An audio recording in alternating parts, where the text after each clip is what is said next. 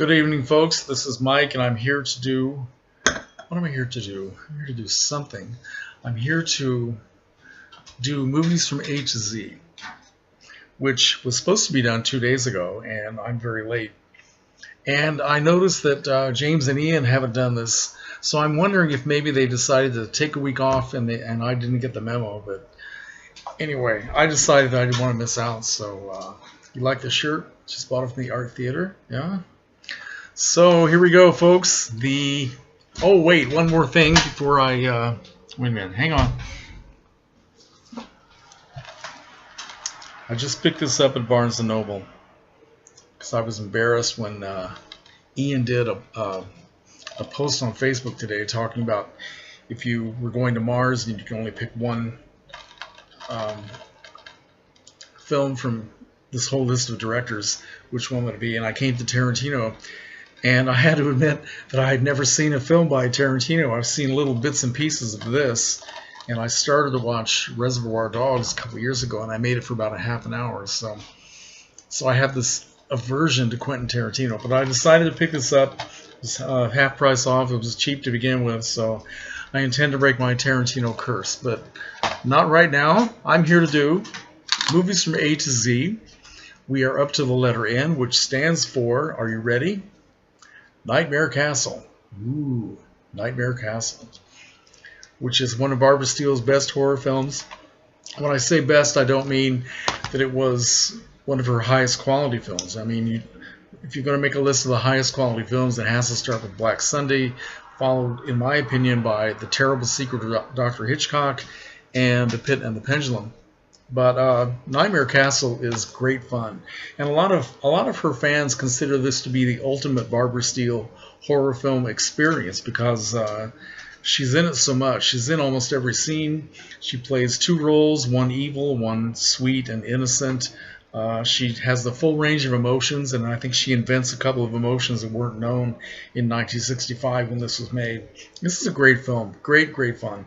Lots of good imagery, although it's nothing like the gothic atmosphere and cinematography from Mario Bava or Riccardo Freda, but this guy does a good job. Directed by an Italian named Mario Chiano, and was made in 1965.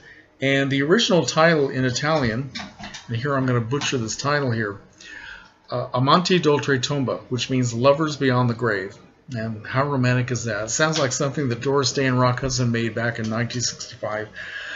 But not quite. So the plot here is Barbara plays this beautiful black-haired woman, rich woman named Muriel Hampton. It takes place in England in sometime in maybe the 19th century because they got all these period clothes on and everything. Beautiful castle. It was filmed at a genuine, authentic Italian castle. So once again, Barbara was in the real atmosphere, and she was wandering around a real crypt and all that sort of thing, which is something she loved back in those days.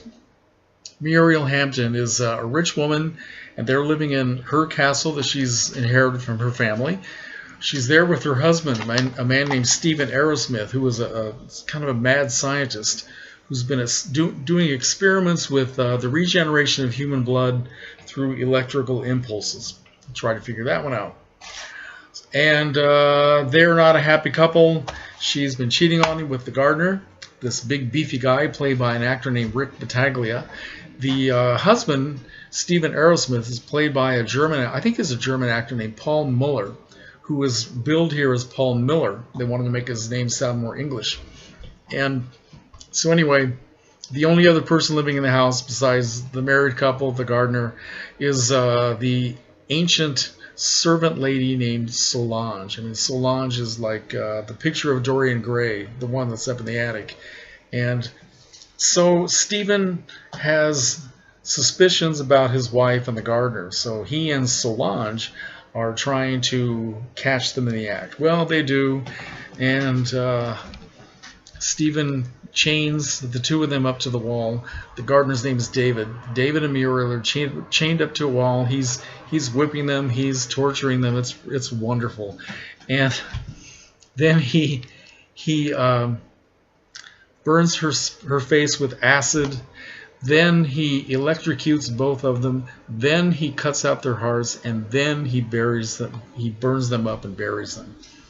It's very pleasant. It gets worse after that, because if you know anything about Barbara Steele and her horror films, little things like being tortured, having your heart removed, and being killed, that doesn't stop Barbara. She always comes back for revenge. So that's what happens, and I'm sure most of you, I mean, this used to play incessantly on TV in the United States, so I'm sure a lot of you have already seen this already and know what happens, but I won't tell you anymore in case some of you haven't seen it yet. It's a great movie. Like I said, she plays two characters. Muriel has long black hair, and she's evil. She's very sexy.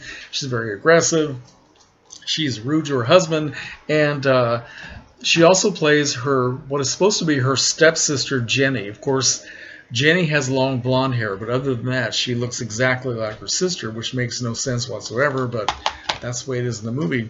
And so, yeah, one of the biggest treats in this film is that we get to hear Barbara Steele's actual voice when she dubs the dialogue for the role of Jenny, and that was a first. She was not heard in any of her Italian horror films, and also in The Pit and the Pendulum, which is an American-made horror film. And so this is a real treat. A lot of people had no idea what her voice sounded like. Of course, by this time, this was 1965, she had made a whole string of Italian and French films, many of which she dubbed her own dialogue in Italian. So she did, in like Fellini's 8½. She could speak Italian very fluently.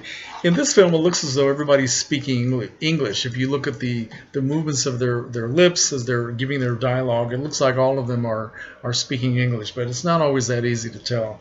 So yeah, that's a special treat for her fans. This is a very cool movie, and it's not without its flaws. It has a lot of criticism. People criticize it for being derivative of her other films like Black Sunday and the Terrible Secret of Dr. Hitchcock, which is absolutely true. But who cares? In a way, this movie is sort of a microcosm of everything she did up to that point. And it's basically a celebration of Barbara Steele. In fact, some things have been written about this film, which said that Mario Chiano was trying to write sort of a love poem to Barbara Steele. He's obviously fascinated with her image, and it said that, you know, it gives everybody the chance to see her doing everything possible, from being frightened and being tortured and being very sexy and being very sweet, being very aggressive, and to be just all sorts of things. So, and I'm babbling like crazy, which usually happens when I talk about Barbara, but I can't help myself. It has a musical score by Ennio Morricone, who was very well known for doing film scores. Now, this movie, I've got several versions of it. I have the Blu-ray, which came out a little while ago. This is a very good version as well. This Blu-ray also has a terrible version of Castle of Blood, not worth looking at, and an okay version of one of her other films from 1965, Terror Creatures from the Grave. I also have this version, which is one of its alternate titles, The Faceless Monster. Check that out. Is that cool? This is the one from Alpha Video, which is the very much censored American version. These other two have the complete version restored. The one they used to show on American television was not complete. And then I have this one, which I bought simply because I like the cover. And I guess that's really all I want to say. But for those of you who like Barbara Steele, for those of you who like Italian Gothic horror, this is probably, I don't know, it's just a perfect way to just sort of immerse yourself in it. And I guess that's really all I want to say. It had all kinds of different titles. One, of course, as on the cover of this, The Faceless Monster. At one point, in some country somewhere, it was called that. In Britain, it was called The Night of the Doomed. It was also known as Orgasmo somewhere in the world.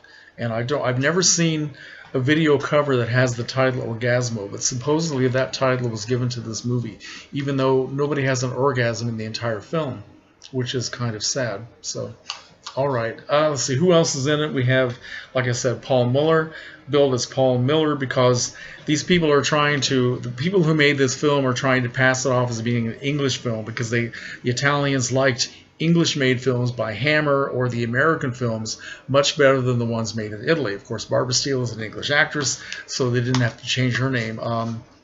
The handsome leading man is played by a guy named Lawrence Clift, who is also Italian, but I can't remember what his name was. Rick Battaglia kept his name. Helga Lean plays Solange, and that was her real name. I think she was French. I'm not sure. Beautiful, beautiful woman. So you have a lot of eye candy in this film. You have Helga Lean, Barbara Steele, and Lawrence Clift to look at.